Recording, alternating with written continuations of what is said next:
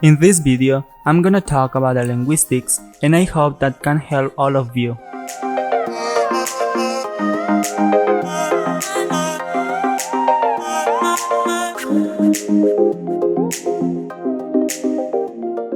Many people think that the linguistic is very complicated. However, this is not true at all. They are confused because they do not know everything about the linguistics and how these have many concepts very important that can help us to understand the linguistics. First, we need to start with what is a word and why this is important. A word is a unit of language consisting of one or more spoken sounds or their written representations that functions as a principal carrier of meaning. Also, are composed of one or more morphemes and are either the smallest units susceptible of independent use or consist of 2 or 3 such units combined under certain linking conditions. Also, a word are usually separated by spaces in writing and are distinguished phonologically as by accent in many languages. In the same way, words that consist of only one morpheme can be termed simple or simple words. Words that are made up of more than one morpheme are called complex. Moreover, we have 2 words more. The first is word token, and is the total number of words in a text. And second, we have the word types, which are the ratio of the number of different words. In the next example, you can see that we have 16 word token because it's the total number of words in the text, but we have 14 word types, and this is because the word "the" is repeated 3 times, and this causes that just counted once. Besides, morphology is something important that will always be seen because it's the study of word formation, including the ways new words are coined in the language of the word and the way forms of words are varied depending on how they're used in sentence. By the way, a morpheme is the smallest unit of language that has its own meaning. Either a word or part of a word, for example, worker and painter, contain 2 morphemes, work and er in the first and paint in er in the second. First, work and paint are verbs, and when you add a morpheme, in this case er, the meaning changes. For example, when you add er to work, you transform the word to someone who does the action. And for paint, we have painter, which is someone who paints something.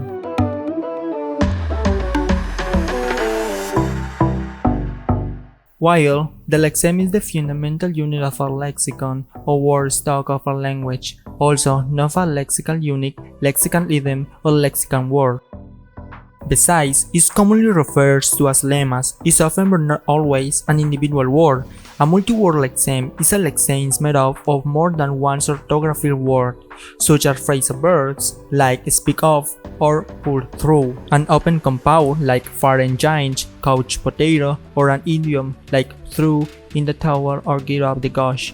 One reason for having morphology is to form new lexeme from one words. We will refer to this as lexeme formation. Finally, morphemes have different types, especially 7 types that can help us to understand better the English language and how you can form different words. First of all, we have free morpheme. It's a morpheme or word element that can stand alone as a word.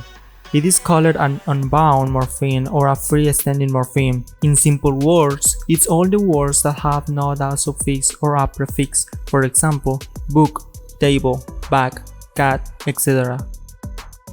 Bound morpheme. Contrary to free morphemes, we have the bound morphemes, and it's a morpheme that only appears as part of a large word. It's a word element that cannot stand alone as a word, including both prefixes and suffixes. Is also known as a bound form. Taking the previous examples, when you add to book as, now you have a bound morpheme, because as is a suffix and a bound morpheme cannot be alone. So now we have books and cats, or even you can add ing or ed. Root morpheme. Is very similar to free morphemes, but the difference is that Free morphemes are all the words that have a meaning and do not have a suffix or a prefix, but root morphemes may be a word that has a meaning or one that does not have a meaning. In other words, is a word or word element from which other words grow, usually through the addition of prefixes and suffixes, also called a root word. For example, action and knowingly in the first act does not have a meaning, but in the second now have a meaning and the both are root. Stem morpheme is the form of a word before an inflectional affixes are added. In English, most stems also qualify as words. The term base is commonly used by linguists to refer to any stem or root to which an affix is attached. The stem of a word may be of three types. First, a simple stem consisting of only one morpheme, a root, for example, work. Second, a root plus a derivational affix, example, work plus equally worker. Third, two or more roots, for example, work plus shop equally workshop. Derivational morpheme. Derivational morpheme, it is an affix, a group of letters added before the beginning, prefix, or after the end, suffix, of a root or base word to create a new word or a new form of an existing word. Exist 5 types of derivational morphemes. Affixation. Words are formed by adding affixes, like work plus equal worker. Compounding. Words are formed by combining two or more words, like bitter plus sweet is equally bittersweet. Acronyms. Like abbreviations but acts as normal words, like radar is equally to radio detecting and ringing. Blending. Parts of two different words are combined, like smoke plus fog is equal to smoke. Clipping.